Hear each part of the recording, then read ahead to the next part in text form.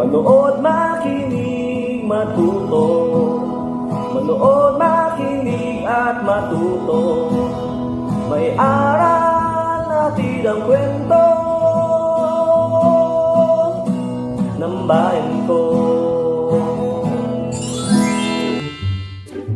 Magandang araw! Isang bagong paglalakbay na naman mula sa kaba ng mga kwento ng bayan ko ang ating pagsasaluhan ngayon. Ako nga pala si Teacher Marvin na maghahatid sa inyo ng mga kwentong kapupulutan ng aral. Ang inyong mapapakinggan ay isang kwento tungkol sa isang batang nagtataka at nahihiwagaan sa tunay na laman ng sako ng kanyang lola na pinamagatang ang mga sako ni Lola. Isinulat ito ni Jewel Christine Simanlangit mula sa sangay ng Negros Oriental at ikinulit naman ni Rhea Christine U. Elnor. Binigyang buhay naman ito sa anyo ng audiobook narration ng inyong lingkod, Marvin P. Suarez, mula sa sangay ng Sultan Kudarat. Handa na ba kayong maglakbay sa kaba ng mga kwento ng bayan ko? Halina't makinig! Ang mga sako ni Lola. Hayan na naman si Lola. Ang lola kong si Lola Sita. May mga sako na naman siyang hinila. May asol, berde at pula. Hinihila niya ang mga ito sa gilid ng kalsada. Ano kaya ang laman ng bawat isa? Tinanong ko si Papa.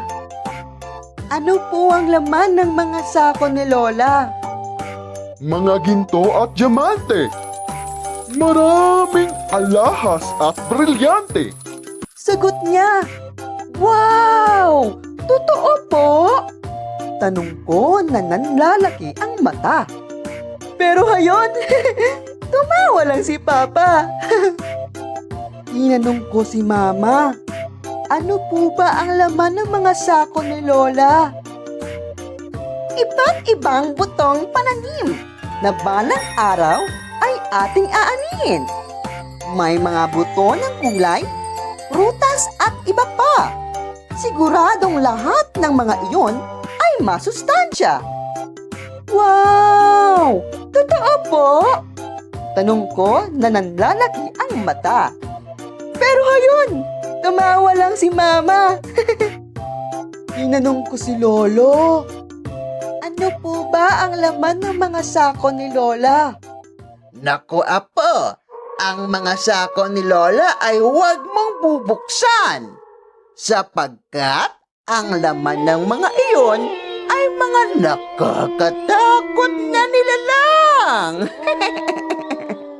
Talaga po? Tanong ko na nanlalaki ang mata. Pero hayon, si Lolo ay tawa ng tawa. Tinanong ko ang pinsan kong si Celia. Alam mo ba kung ano ang laman ng mga sako ni Lola?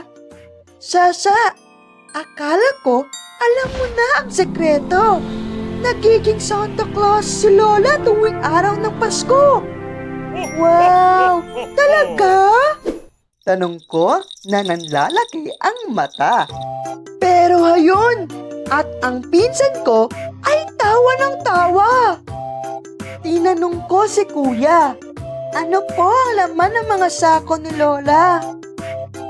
Wala naman talagang laman ng mga sako. Makinig kang mabuti at sasabihin ko sa iyo ang totoo. Ang mga sako ni Lola ay nagiging magic carpet sa gabi. Dadalhin ka sa iba't ibang lugar at sa bilis nito, ika'y mapapatili. Wow! Talaga po? Tanong ko na nanlalaki ang mata. Pero hayon, at tumawa lang si Kuya. Tinanong ko si Ate, ano po ang laman ng mga sako ni Lola? Alam kong hindi ka panipaniwala, pero ang mga sako ni Lola ay mahiwaga. Ibulong mo lang ang iyong hiling at agad-agad itong matutupad. Wow! Talaga po? Tanong ko na nanlalaki ang mata. Pero hayon, at si ate ay tawa ng tawa. Gustong-gusto ko talagang makita kung ano ang laman ng mga sako ni Lola. Kaya dahan-dahan ko silang binuksan. Pigil ang hininga at nang hindi mabisto. Laking gulat ko nang aking makita. Ang laman ng mga sako ay basura! Paglingon ko, ay nakita ko si Lola. Akala ko'y papagalitan ako, pero hindi pala. Sasa, halika't ipapaliwanag ko sa'yo kung bakit lagi akong may itinatabing mga sako. Ngayon, ay naiintindihan ko na ang kabutihang ginagawa ni Lola. Paligid ay nagiging malinis, maayos at magandang tingnan kapag basura'y hiwa-hiwalay ang lalagyan. Haya na nga at paparating na ang truck ng basura. Tutulungan ko si Lola sa mga sakong dala dahil hindi lang mga alahas at diamante ang maituturing na kayamanan. Makikita rin ito sa isang malinis na kapaligiran. Nagustuhan niyo ba ang kwento, mga bata? Ako rin! Nagustuhan ko rin ito! Sana'y marami kayong aral na nakuha mula sa kwento, mga bata. Hanggang sa muli, paalam!